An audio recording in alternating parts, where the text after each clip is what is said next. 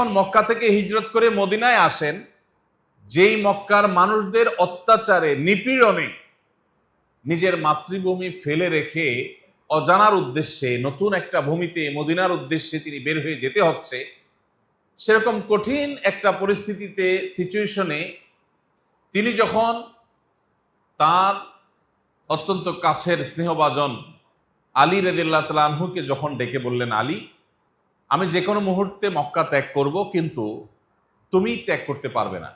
তুমি 3 দিন মক্কা অবস্থান করবে, এরপর তুমি মদিনায় ফেরত আসবে। কেন অবস্থান করবে? নবী সাল্লাল্লাহু আলাইহি সাল্লাম বললেন, তোমার 3 দিনে কিছু কাজ আছে, কাজগুলো আমি বুঝিয়ে দিচ্ছি। কাজ হলো, দীর্ঘদিন পর্যন্ত মক্কার মানুষেরা নবী সাল্লাল্লাহু আলাইহি সাল্লামকে আল আমিন এবং বিশ্বস্ত হিসাবে সার্টিফিকেট দিয়ে, উপাধি দিয়ে, টাইটেল দিয়ে তার কাছে তাদের সব মূল্যবান সম্পদগুলো জমা রাখতেন। নবী সাল্লাল্লাহু আলাইহি সাল্লাম বললেন আলী রাদিয়াল্লাহু তাআলাকে যে আমি তো চলে যাচ্ছি, কাউকে বলে যেতে পারছি না, সঙ্গোপনে রাতের অন্ধকারে আমাকে মক্কা ছাড়তে হচ্ছে।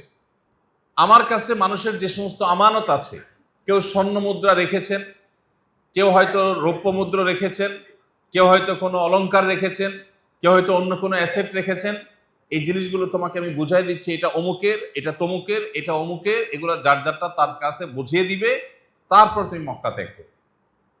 আপনি চিন্তা করুন, যে মানুষগুলোর অত্যাচারে তাকে তার মাতৃভূমি ছেড়ে চলে যেতে হচ্ছে, কবে ফিরবেন, আদৌ ফিরতে পারবেন কিনা জানেন না, যে মানুষগুলোর নিপীড়নে তিনি তার এলাকা ছাড়তে হচ্ছে, সেই মানুষগুলোর অধিকারটা ওই সময়টাতেও সংরক্ষণ করার পরে সতর্ক ছিলেন। এবং কোরআনে আল্লাহ তাআলা পরিষ্কারভাবে তার প্রতি আয়াত নাযিল করেছেন, ওয়ালা ইয়াজরিমান্নাকুম শানআনু কওমিন আলা আল্লা তা'দিলু ই'দিলু হুয়া আকরাবু লিত-তাকওয়া। তোমার সাথে কারোর শত্রুতা থাকতে পারে, তোমার সাথে কারোর ভিন্ন মত থাকতে পারে, কেউ তোমার প্রতিপক্ষ হতে পারে, এটা জীবনের অংশ। সবাই সব সময় সব মানুষ এক মতের হয় না, হবে না।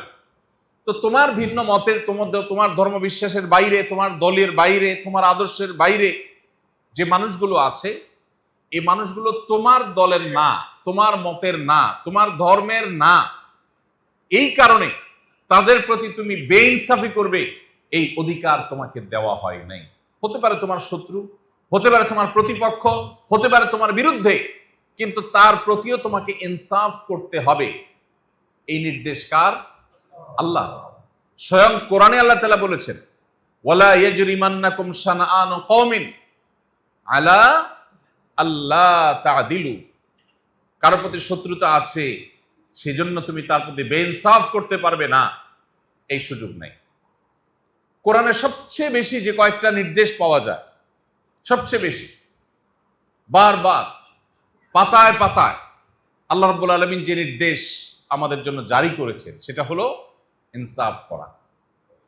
অন্তত 40 বার কোরআনে কারিমে 40 বার আল্লাহ রাব্বুল আলামিন আমাদেরকে ইনসাফ করার নির্দেশ জারি করেছেন বিভিন্ন জায়গায়। কোথাও কোথাও আদল শব্দটি ব্যবহার করা হয়েছে, কোথাও কিসত শব্দটি ব্যবহার করা হয়েছে, কোথাও অন্য কোনো প্রতিশব্দ ব্যবহার করা হয়েছে, কিন্তু বারবার কোরআনে আমাদেরকে আল্লাহ স্মরণ করিয়ে দিয়েছেন আমরা যেন ইনসাফ করি, আমরা যেন ন্যায় বিচার করি। এই ন্যায় বিচার, এই ইনসাফ আমরা সাধারণত মনে করি এটা তো যারা বিচারক তাদের কাজ।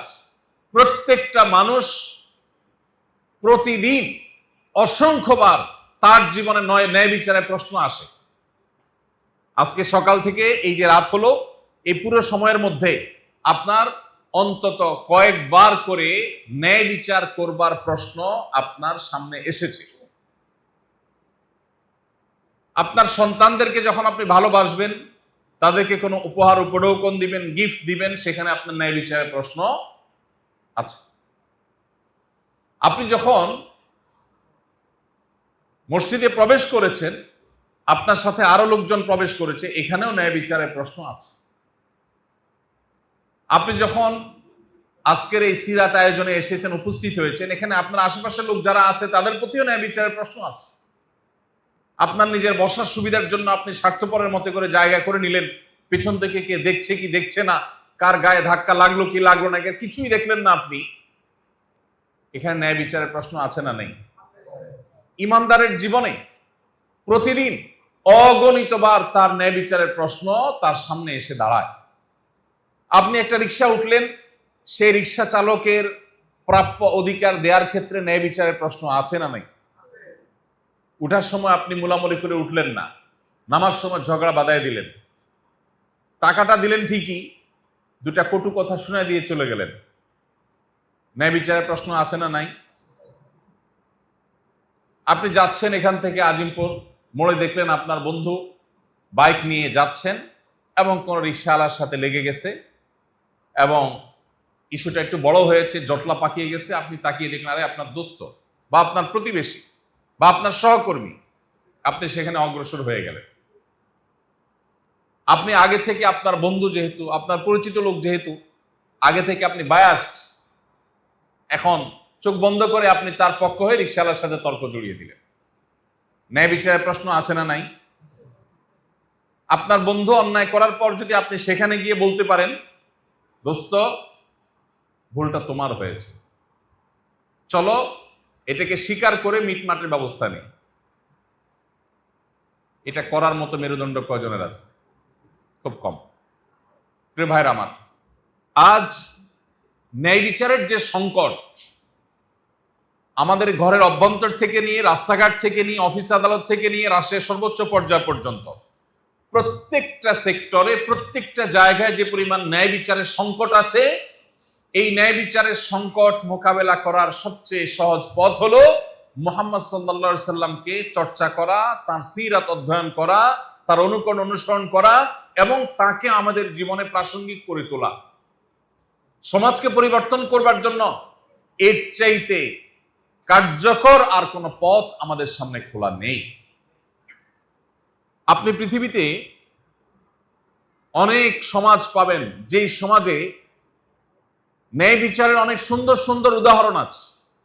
আপনি যদি পশ্চিমে চলে যান, পূবে চলে যান, ইউরোপ আমেরিকাতে চলে যান, আপনি দেখবেন ন্যায় বিচারের দারুণ দারুণ উদাহরণ আছে। তারা সবাই কিউ মেনটেন করে চলাফেরা করে, বাসে উঠবে সবাই নিজ নিজ দায়িত্বে লাইনে দাঁড়িয়ে গেছে, কেউ কারোর সাথে ধাক্কাধাক্কি করছে না। এরকম ন্যায়সঙ্গত আচরণের বহু দৃষ্টান্ত পাবেন। কিন্তু সেই সমাজেই আবার দেখবেন অসংখ্য অগণিত অবিচার চলছে, যেগুলো হয়তো আপনার আমার চোখে বা দৃষ্টিতে ধরাও পড়ছে না। সেই সমাজের মানুষ তাদের ট্যাক্সের টাকায় যখন ফিলিস্তিনের নিরীহ মানুষের উপরে বোমা মারা হয়, তখন তারা মুখে কুলুপ এঁটে বসে থাকে। ন্যায় বিচার না অবিচার? অবিচার। মুহাম্মদ সাল্লাল্লাহু আলাইহি সাল্লামের আদর্শের বাইরে পৃথিবীতে যত চকচকে তকতকে, যত আদর্শ, যত সৌন্দর্য আপনি দেখবেন, সেটার একটা লেয়ার অনেক সুন্দর দেখা গেলেও তার পেছনের লেয়ার অনেক কালো, নিকষ কালো, অন্ধকার। আপনি যদি সকল লেয়ারে উজ্জ্বলতা আশা করেন, সকল লেয়ারে সৌন্দর্য আশা করেন, তাহলে মুহাম্মদ সাল্লাল্লাহু আলাইহি সাল্লামকে চর্চার কোনো বিকল্প পথ আপনার সামনে খোলে না।